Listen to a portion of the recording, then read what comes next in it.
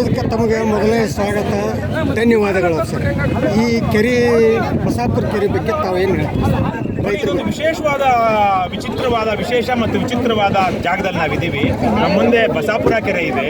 ಆ ಬಸಾಪುರ ಕೆರೆಗೆ ಯಾವ ಜಾನುವಾರುಗಳು ಜನರು ಹೋಗದ ರೀತಿಯಲ್ಲಿ ಸುತ್ತ ಬೇಲಿ ಹಾಕಿದ ಕಾಂಕ್ರೀಟ್ ಕಾಂಪೌಂಡ್ ಕಟ್ಟಿದ್ದಾರೆ. ಆ ಕೆರೆಯನ್ನ ಬಲ್ಡೋಟ ಕಂಪ್ನಿಗೆ ರಾಜ್ಯ ಸರ್ಕಾರ, KIDB ಅಥವಾ ರಾಜ್ಯ ಸರ್ಕಾರನು 45 ಎಕರೆ ವಿಸ್ತೀರ್ಣದ ಕೆರೆಯನ್ನ 33 ಲಕ್ಷಕ್ಕೆ ಲೀಸ್ ಕೊಟ್ಟಿದ್ದಾರೆ. ಅದೇ ಸಂದರ್ಭದಲ್ಲಿ ಷರತ್ತುಗಳನ್ನು ಹಾಕಿದ್ದಾರೆ. ಜನರ ಬಳಕೆಗೆ, ಜಾನುವಾರುಗಳ ಬಳಕೆಗೆ ಯಾವುದೇ ಕಾರಣಕ್ಕೂ ತೊಂದರೆ ಕೊಡಬಾರ್ದು, ಅಡ್ಡ ಹಾಕಬಾರ್ದು, ಮತ್ತೆ ರಸ್ತೆಯನ್ನು ಮುಚ್ಚಬಾರ್ದು ಅಂತ.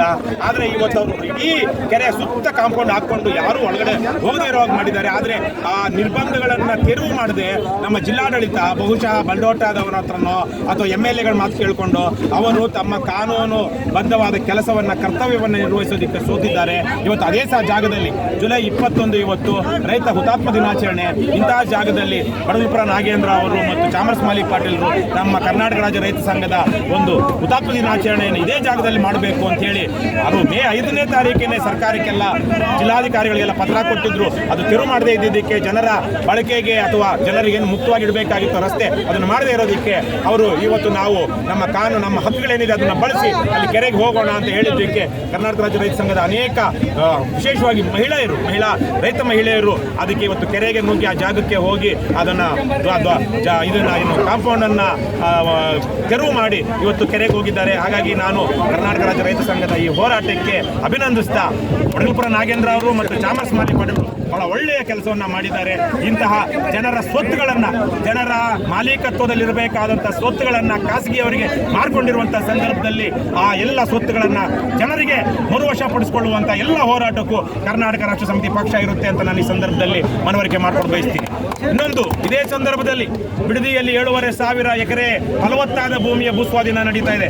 ನಮ್ಮ ಆನೇಕಲ್ ತಾಲೂಕಿನಲ್ಲಿ 2,500 ಎಕರೆಯ ರೈತ ಭೂಮಿ ಭೂಸ್ವಾಧೀನ ಆಗ್ತಾ ಇದೆ. ಜಂಗಮಕೋಟೆಯಲ್ಲಿ ಸುಮಾರು 2,300 ಎಕರೆಗಳ ಸ್ವಾಧೀನ ನಡೀತಾ ಇದೆ. ದೊಡ್ಡಬಳ್ಳಾಪುರ ತಾಲೂಕಿನಲ್ಲಿ ಅಲ್ಲಿ ಭೂಸ್ವಾಧೀನ ನಡೀತಾ ಇದೆ. ಇಂತಹ ಎಲ್ಲ ಸ್ವಾಧೀನಗಳ ವಿರುದ್ಧ, ಅಕ್ರಮ ಬಲಾತ್ಕಾರದ ಭೂಸ್ವಾಧೀನ, ಭೂಕಬಳಿಕೆ ವಿರುದ್ಧ ಅಲ್ಲೆಲ್ಲ ರೈತರು ಧರಣಿ ಕೂತಿದ್ದಾರೆ. DK ಶಿವಕುಮಾರ್ ಅವರು ಒಂದು ರೀತಿಯ ದುರ್ಯೋಧನನ ಮದದ ರೀತಿಯ ವರ್ತನೆ ಇರುವಂಥವರು. ಅವರು ಈ ಸಂದರ್ಭದಲ್ಲಿ ಇಲ್ಲಿ ಬಲ್ಡೋಟ ಕಂಪನಿಯ ವಿರುದ್ಧ ನಡೆದಂಥ ಒಂದು ಜನ ಹೋರಾಟವನ್ನು ಗಮನಿಸಿ ಈ ಸಂದರ್ಭದಲ್ಲಿ ಒಂದಷ್ಟು ನಯದಿಂದ, ವಿನಯದಿಂದ, ಸಜ್ಜನಿಕೆಯಿಂದ, ಸೌಜನ್ಯದಿಂದ, ಪ್ರೀತಿಯಿಂದ, ಮಮತೆಯಿಂದ ಈ ಸಮಸ್ಯೆಗಳನ್ನು ಗಮನಿಸಬೇಕು. ಈ ತರಹದ ರೈತ ವಿರೋಧಿಯಾದ, ಜನ ವಿರೋಧಿಯಾದ, ಜೀವ ವಿರೋಧಿಯಾದಂತಹ ತೀರ್ಮಾನಗಳನ್ನು ತೆಗೆದುಕೊಳ್ಳಬಾರದು. ಜನರ ಜೊತೆಗೆ ನಿಲ್ಲಬೇಕು, ಜನರ ಹಕ್ಕುಗಳನ್ನು ಪ್ರೊಟೆಕ್ಟ್ ಮಾಡಬೇಕು. ಇಲ್ಲ, ಜನರೇ ಇಲ್ಲದ ಮೇಲೆ ಇನ್ಯಾವ್ಯಾವುದೋ ಕಂಪನಿಗಳಿಗೆ ಅಥವಾ ಕಾನೂನು ಬಾಹಿರ ಕೃತ್ಯಗಳನ್ನು ಮಾಡುವಂಥವ್ರಿಗೆ, ಅಪರಾಧಿ ಮನೋಭಾವ ಇರುವಂಥವರಿಗೆ ನೀವು ಅನುಕೂಲ ಮಾಡಿಕೊಡ್ತಾ ಹೋದರೆ ಜನ ಒಂದು ರೀತಿಯಲ್ಲಿ ನಿಮ್ಮ ವಿರುದ್ಧ ತಿರುಗಿ ಬಿದ್ದಾಗ ನಿಮಗೆ ಯಾವುದೇ ತರಹದ ಜನಮತ ಸಿಗೋದಿಲ್ಲ.